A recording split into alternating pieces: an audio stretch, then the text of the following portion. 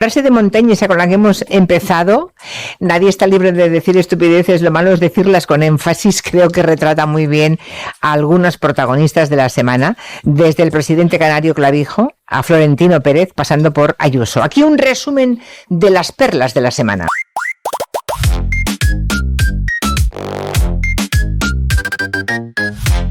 No existió hasta que llegaron los españoles. Quiéranse un poco más. A ver, esa niña, joder, que tiene derecho a hablar. Todos vosotros sois muy feos, joder.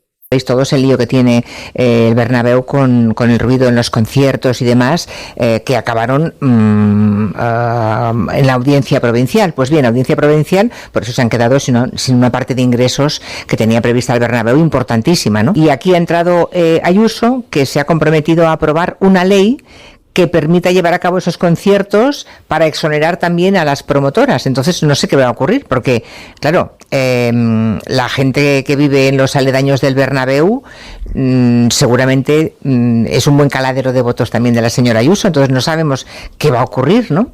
Cuando la declaración de la pareja de Ayuso, González Amador, ante la justicia. Está investigado, entre otros delitos, por no pagar a Hacienda lo que tenía que pagar. En lo que hay diario ya adelantaban, van a ver vídeos de...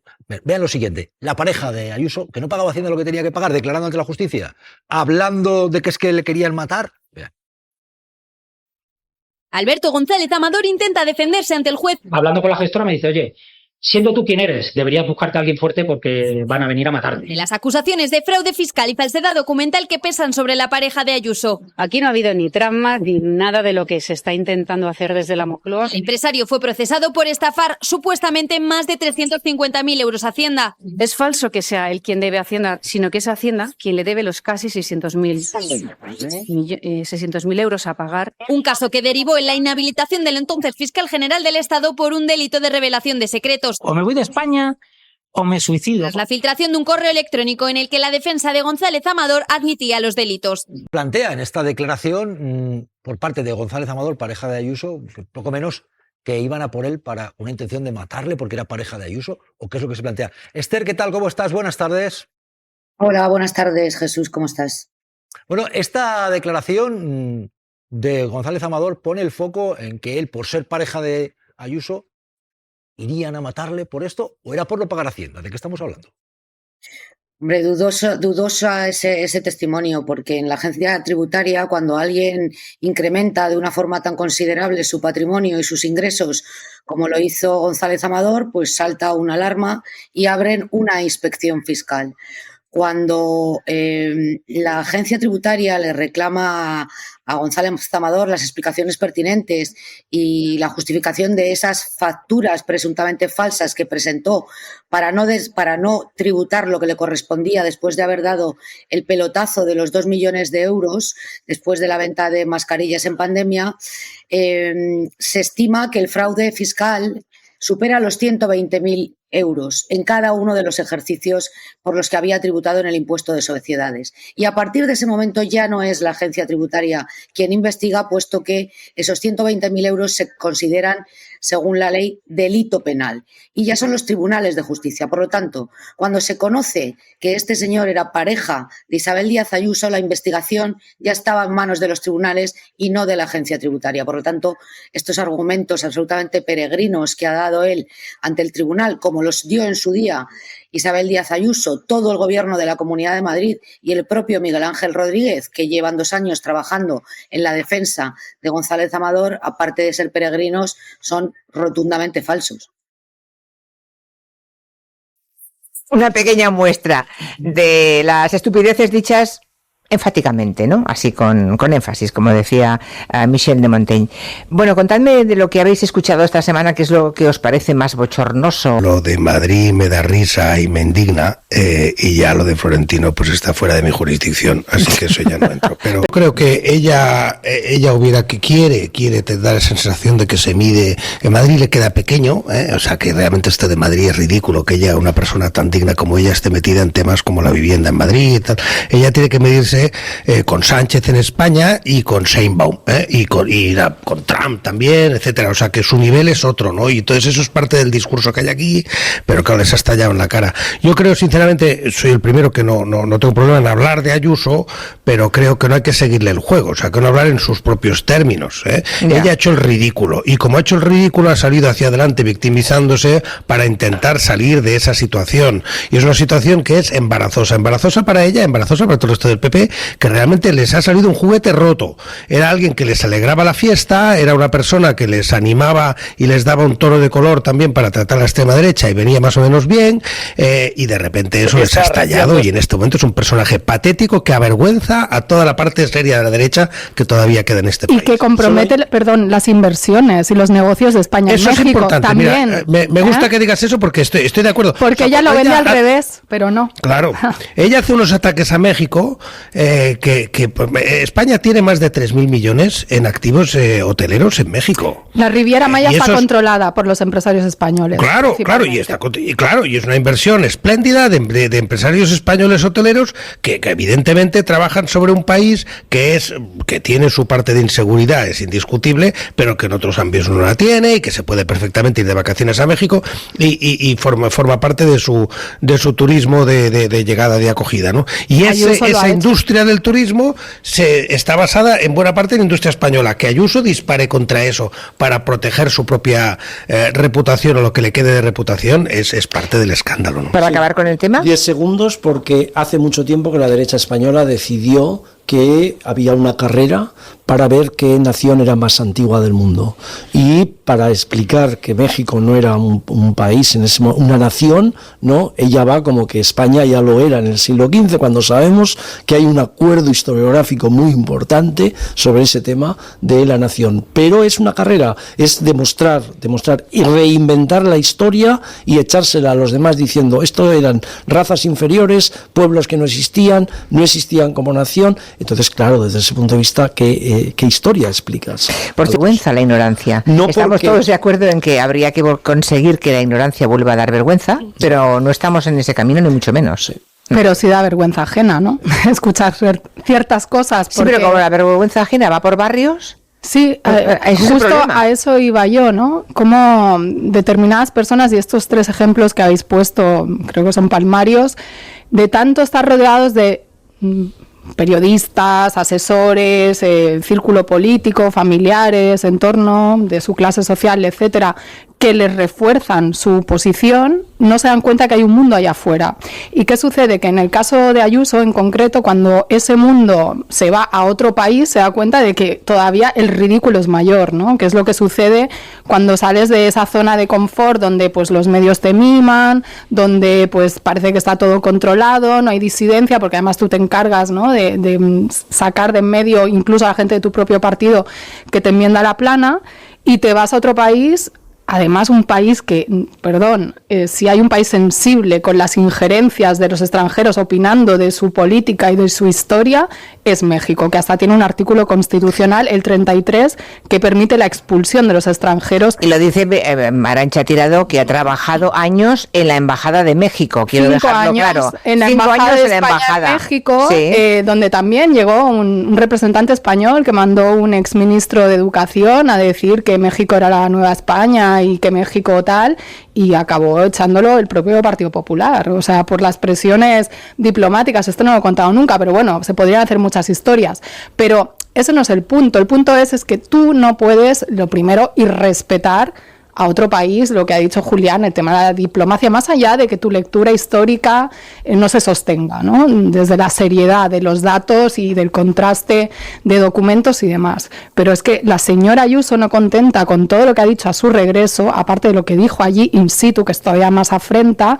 se ha permitido dar una entrevista a TV Azteca, que es un canal opositor al gobierno, de derechas, además propietario, es uno de los que invitó a la señora Ayuso, un magnate que está en contra del Estado y que se postula políticamente para liderar cierta ultraderecha o derecha ahí en ese país, y ha dicho perlas tan graves como que hay un deterioro institucional que se está viendo en México, que los mexicanos le pedían ayuda a ella, que Morena ha hecho por hundir la inversión. Morena es el partido de Claudia Sheinbaum. Y además ha hecho un ejercicio de proyección psicológica, o sea, de decir que ella es la víctima, que Sheinbaum la ha provocado, que ha mentido sobre el viaje, que ha manipulado todo lo que ha ido haciendo, que ella ha ido a hablar de hermanamiento, de amor, de civilización y de unidad.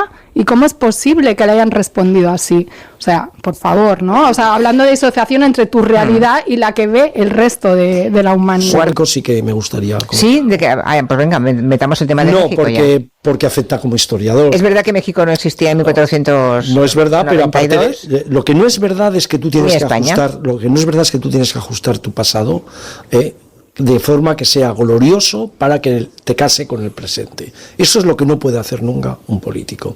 Y lo ha hecho, saltándose tres cosas fundamentales. Una, los debates que ha habido sobre colonialismo y lo mucho que se sabe sobre todo aquello. Y en los debates no hay insultos, en los debates hay gente que defiende posiciones distintas porque las investigaciones y la erudición llevan a conclusiones distintas.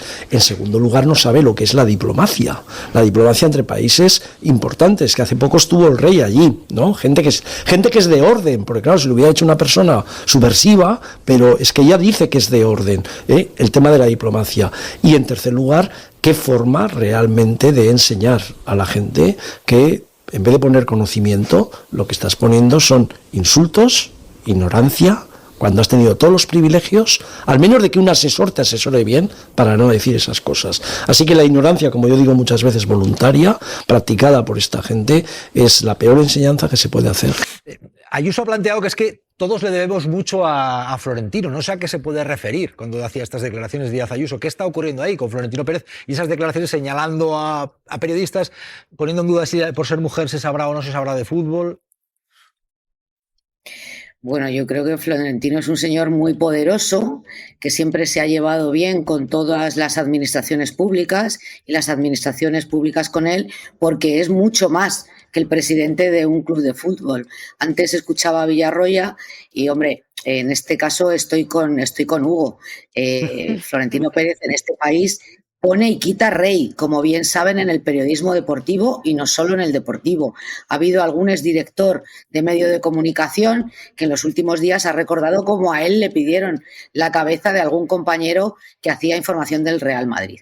Yo, sinceramente, creo que este señor, que se cree absolutamente impune, se presentó ante los medios de comunicación con esas formas y yo no sé si tiene asesores o no en comunicación, pero desde luego cuando debieron de verle interpretar este papel, seguramente se llevaron las manos a la cabeza, porque la imagen que transmitió a los madridistas y a los no madridistas es la de un señor que se cree por encima del bien y del mal, absolutamente machista, misógino, poderoso y que además se cree, como lo ha sido durante muchos años, el rey del mundo. Villarroya, ¿quieres decir algo por alusiones? Aquí puedes hablar, por supuesto que sí. Mientras sigamos aquí puedes hablar, Villarroya. Venga. Bueno, mi Florentino no me va a echar. Decir. Y a los demás que los zurzan, ¿no, Villarroya? No digo que vaya Florentino a echar a nadie. Yo digo que a mi Florentino no seríamos los primeros, Villarroya. Venga. No, a ver, yo he dicho que la rueda de prensa es francamente mejorable, pero a mí me interesa más el fondo. Y en el fondo, independientemente de que él metió en el saco a todos los periodistas, y yo creo que ahí se equivoca, sí que hay una campaña contra él y contra el Real Madrid. Y eso no se puede ocultar. Otra cosa es que él metió a gente ahí que no tiene nada que ver con ninguna campaña. Ya está. Es decir, yo creo que hay que mirar el fondo. En el fondo de la cuestión, Villarroya, me vas a ganar porque yo ni entiendo de fútbol, ni me interesa el fútbol, ni conozco en profundidad más allá del poder, el poder que sí que ha demostrado en las administraciones públicas, en todas, de distinto signo político, este señor. Y bueno, no hay nada más que recordar que a los directores de determinados medios deportivos los elige el señor Florentino desde hace muchos años. Decidir y lo ponen de vuelta y media, pero de todas maneras... Hay una cosa que es un dato, Villarroya, permíteme, hay una cosa que está en los audios. En los audios, esos que no se pudieron difundir de forma generalizada, él presume de esto. Sí, mal. Pero bienvenidos... Los hechos son los hechos. No, pero bienvenidos cuando reís de mí Cuando yo digo que en las democracias burguesas capitalistas quien manda son los amos del cortijo. Pues bienvenidos al club. ¿Y eso está bien? No, yo no digo que esté bien, yo estoy diciendo, yo estoy analizando la realidad. ¿Y si está mal? No, si está mal, claro que está mal. Y como está mal, yo lucho contra el sistema capitalista. Pero vosotros lo defendéis. Pues si defendéis el sistema capitalista, lo tenéis que defender con los pros y los contras. Y Arroya, yo ni defiendo el sistema capitalista ni defiendo a Florentino Pérez. No, claro. En eso creo que me diferencio de ti. Esther Palomera, gracias Esther, cuídate. Un saludo. Claro, yo ni el sistema capitalista, pero tampoco a Florentino Pérez. No tengo por qué defenderle. Tiene aprobado el plan de preparación y respuesta ante la emergencia sanitaria, ni tampoco ha creado la Agencia Estatal de Salud Pública, ambos comprometidos después de la pandemia del COVID. Vale, la cosa, aquí está lo mollar, es que el Partido Popular votó en contra de la creación de esa Agencia Estatal de Salud Pública. Además, lo repasamos aquí, lo vimos aquí mismo en la maldita hemeroteca. No votó solamente una vez en contra, sino 2 veces. Al final se aprobó, siguiendo así con el voto en contra del Partido Popular. Eso sí, va muy lenta la cosa, eso es verdad. Sí, la Agencia de Salud Pública sigue sin estatutos, sin fondos, sin sede, pese a que su creación se aprobó hace casi un año. También se está diciendo, seguimos repasando bulos, que nos han ocultado un supuesto positivo. Un supuesto positivo que no es tal. Este supuesto positivo a bordo del crucero fue recogido como real por algunos medios. Os voy a contar cómo ha sido esta historia. Cuando el barco estaba fondeado en Cabo Verde, un epidemiólogo del Centro Europeo de Prevención realizó una prueba para analizar a los viajeros más expuestos a los enfermos. Uno de ellos, estadounidense y asintomático, dio un positivo débil. Supongo que en estos casos se le repite obviamente la prueba. Efectivamente, se le hizo una segunda prueba y dio un resultado negativo. Por prevención, las autoridades estadounidenses, según su criterio, decidieron tratar el caso como positivo y el pasajero fue evacuado por separado y con condiciones especiales de aislamiento. Para España, sin embargo, estos resultados eran no concluyentes y no mostraban una infección activa, por lo que no había que informarlo como positivo. Y de hecho, finalmente, por suerte para él, no ha sido positivo. Ese es el tema. Las pruebas realizadas a este pasajero en Estados Unidos han confirmado ese resultado negativo, según han informado las autoridades del país. Oye, Clara, y lo de que el barco el Ondius podría haberse quedado en Cabo Verde y que todo se ha hecho así aquí en España, en Canarias, como una especie de operación de marketing o propaganda. Pues de nuevo, en este caso sabemos lo que nos dicen las autoridades. Cabo Verde considera, según sus propias autoridades, no las españolas, que no cuenta con los medios técnicos ni humanos para realizar una operación de este calibre. Son muchas repatriaciones al final. Esto no lo dice España o Cabo Verde, esto lo dice la Organización Mundial de la Salud. Sí, el director de la Organización Mundial de la Salud agradeció a España su colaboración porque era el puerto seguro y preparado más cercano a Cabo Verde. Por eso fue a Canarias. Claro, era el puerto del primer mundo más cercano, tal cual, porque algunos decían, ¿y por qué el barco no ha seguido hacia un puerto de la península o ya puestos a Países Bajos? Pues por un lado la OMS dice que eso hubiera supuesto varios días más de travesía para unos pasajeros que ya llevaban semanas confinados en un espacio reducido, con enfermedades crónicas. El director de la OMS califica de crueldad esa posibilidad, pero es que además existe un reglamento sanitario internacional vinculante para los países que somos parte de la OMS, como España, que dice que no se puede negar el acceso a un barco a un puerto por motivos de salud pública, pero que si el lugar no está equipado para atender esa emergencia, como Cabo Verde, el barco puede ser dirigido al punto adecuado más cercano disponible. En este caso, Canarias. Pues me da un poco de vergüenza tener que explicar todo esto, ¿no? Tanto por criterio sanitario como por criterio de humanidad. Pero nos obliga la actitud de algunos, de unos pocos, pero ahí están. Por cierto, y ya con eso acabamos, el tema de las ratas y ratones saliendo del barco y llegando a tierra canaria. Bueno, es la idea que señaló el presidente canario Clavijo en La Sexta, que tenía miedo de que llegaran a tierra nadando, básicamente. Dado que ese virus, un vector de contagio, pueden ser los roedores, tenemos pues reparo a que a lo largo de la noche pueda bajar algún roedor y que desde luego no ponga en peligro la seguridad de los canarios.